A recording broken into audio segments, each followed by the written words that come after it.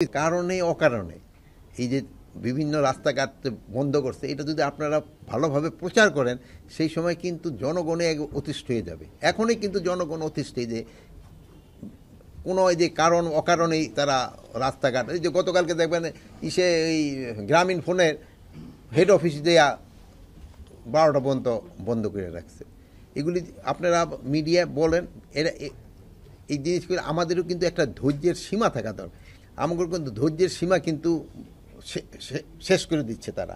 তারপরে ধরেন আমরা যদি আবার কোনো সময় অ্যাকশনে যাই, সে সময় আবার আপনারা বলেন পুলিশ এই আগের পুলিশের মতোই হয়ে গেছে।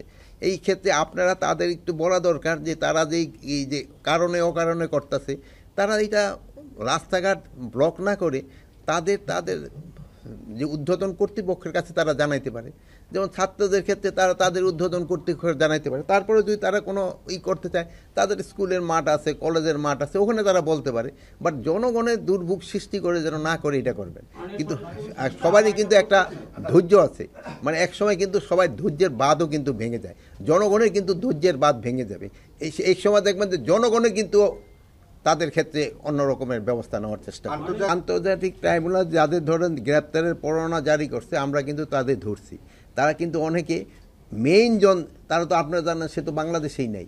আমরা এখন তাদের কোথায় থেকে ধরে নিয়ে আসবো? এরকম তারা যারা নেই দেশে নাই, তারা তো হয়তো ওয়ারেন্ট ইস্যু করে দিচ্ছে, তাদের তো আমরা ধরে আনতাছি যারা দেশে আছে। বাট যারা দেশে নাই তাদের তো আমাদের পুলিশ গিয়ে ধরে আনতে পারে না। এটা ক্ষেত্রে আমরা চেষ্টা করতেছি, যেহেতু পার্শ্ববর্তী দেশের সাথে আমাদের একটা ট্রিটি আছে, ওইভাবে তাদের আনা যায় কিনা। ফোনে আমরা কতটুকু অর্জন করতে পারিছি এটা জনগণ বলতে পারবে, আমরা তো বলতে পারবো। কিন্তু আপনারা হয়তো সাংবাদিকরা আরও ভালো বলতে পারবেন আমরা কি পরিস্থিতিতে দায়িত্ব নিছি, ওই থেকে এখন পরিস্থিতি কীরকম। জনগণের আশা তো আমরা আস্তে আস্তে পূরণ করতেছি। জাল অথবা ওই যে আমরা জেলেরে ধরি, কিন্তু যেই জায়গায় জাল বানাচ্ছে, যেই ফ্যাক্টরি, ওখানে কিন্তু আমাদের আগে ব্যবস্থা নেওয়া দরকার। তবে কিন্তু আমাদের এই জিনিসটা হবে না। আর এই যেটা বললেন যে হ্যাঁ, জাল ধরা ইসেদের ক্ষেত্রে ওই যে কী বলে, অনেক সময় জেলেদের ক্ষেত্রে একটা সমস্যা হয়, এটা যেন না হয়। এরা যদি ওই যে সময় বন্ধ থাকে ওইরকম সময় কোনো স্পেসিফিক ইনফরমেশন আপনাদের কাছে থাকে, আপনারা আইজি সাহেব আমারও দিতে পারেন, আমরা তার এগেনস্টে অ্যাকশন নিব।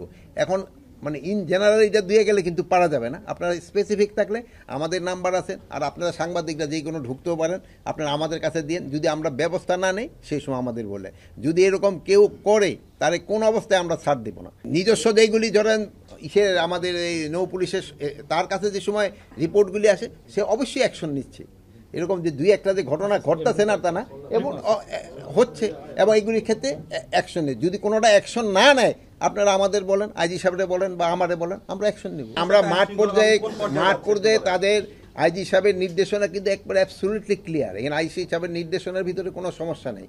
এবং আপনারা জানবেন যে আগের এই গত 15 বছরের পুলিশের যে আচরণ, ওই আচরণ তো আবার আপনারা চাচ্ছেন না। আপনারা যেমন যেইভাবে আমাদের প্রশ্ন করতেছেন, আগে কিন্তু এরকমভাবে প্রশ্ন করতে পারতেন না। মানে এই সুযোগটা কিন্তু আপনারা পাচ্ছেন, যে কোনো প্রশ্নের আমরা উত্তর দিতেছি, আপনারা যা লেখেন আমরা বলতেছি। পুলিশের ক্ষেত্রে এখনও কি তাদের যে জন্য ট্রেনিং, এখন তারা যেন আরও মানবিক হয়, এই জন্য কিন্তু ওই আইজি সাহেব তাদের ট্রেনিং প্রোগ্রামও কিন্তু চেঞ্জ করতেছে। এগুলি কিন্তু করা হচ্ছে, কিন্তু হয় কি এগুলি করতে তো সময় লাগে। মানে আজকে বললেন কালকে তো হয়ে যাবে না। আর এরকম যে ধরেন উত্তরায় থানা, এরকম দুই একটা তো ঘটনা ঘটবে, যে ঘটবে না তা না। বাট এটার ক্ষেত্রে আপনারা দেখতে হবে আমরা এদের ক্ষেত্রে অ্যাকশন নিচ্ছি কিনা। যদি আমরা অ্যাকশন না নেই, শিশু মানুষদের বলতে পারেন আমরা তো অ্যাকশন নিচ্ছি, এবং আইজি সাহেব তো পুরো অ্যাকশন নিচ্ছে।